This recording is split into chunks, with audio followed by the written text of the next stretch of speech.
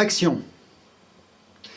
Lorsque j'avais 25 ans, Jean Dutour m'apprit une vérité essentielle, que je me suis efforcé depuis lors de garder toujours à l'esprit.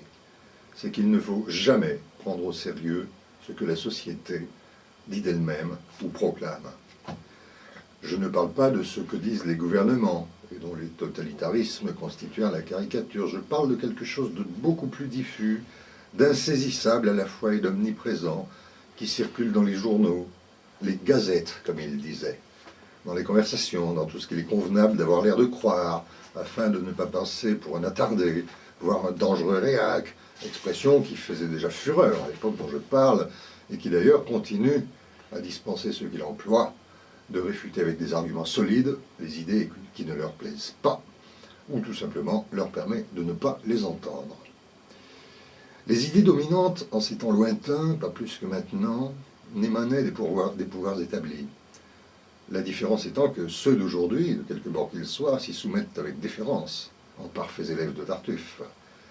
Elles sourdaient de ce qu'on pourrait appeler, faute de mieux, l'opinion bavarde, celle des intellectuels au balcon, des éditorialistes honorablement réputés, et plus généralement de ceux qui se rangeaient, nombreux, sous la bannière de la modernité et du progrès, rejetant avec toute leur hauteur, d'ailleurs pas bien impressionnante, mais fière d'elle, ce qui avait constitué jusque-là, disons pour baliser le terrain jusqu'aux années 60, un appareillage social. L'institution, l'autorité, la tradition, la référence au passé, le salut au drapeau, la messe du dimanche, le respect du mot français, l'admiration parfaitement convenue des œuvres littéraires classiques. Je ne me souviens plus si c'est de Lamartine ou de Courteline, dit un personnage de Jean Anouilh dans l'Hurluberlu, mais c'était drôlement bien. Il va de soi que la seule utilité réelle de toute cette vieille quincaillerie était que les esprits libres s'en moquassent, ouvertement ou in petto. Cette quincaillerie existe toujours aujourd'hui, mais elle a changé de place et on a refait son design. Il faut l'identifier. Sur le fond, cependant, rien ne change.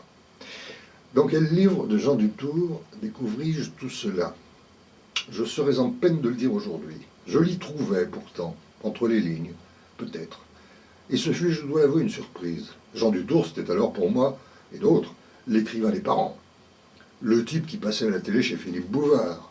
Par excellence, l'écrivain bourgeois.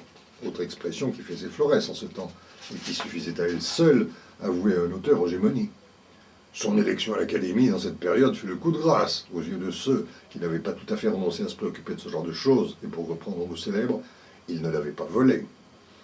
Eugène Ionesco en entra à son tour un peu plus tard, je crois, sous la coupole, nous scandalisa plus encore. Ceux qui pensaient bien, et qui à juste titre, pour une fois, admiraient son génie sans équivalent, avaient l'impression d'être trahis. Bref, Jean Dutour était d'abord l'écrivain des parents. Depuis Au Bon Beurre et les Taxis de la Marne, les miens, qui n'étaient ni des bourgeois ni des intellectuels patentés, mais qui aimaient lire, achetaient chaque nouveau livre de Dutour à la librairie Combes, alors la principale librairie de Clermont-Ferrand, dont ils étaient des clients réguliers. Et ils en faisaient grand cas. Moi, je levais derrière leur dos les yeux au ciel. Et puis tout arrive, surtout l'imprévu.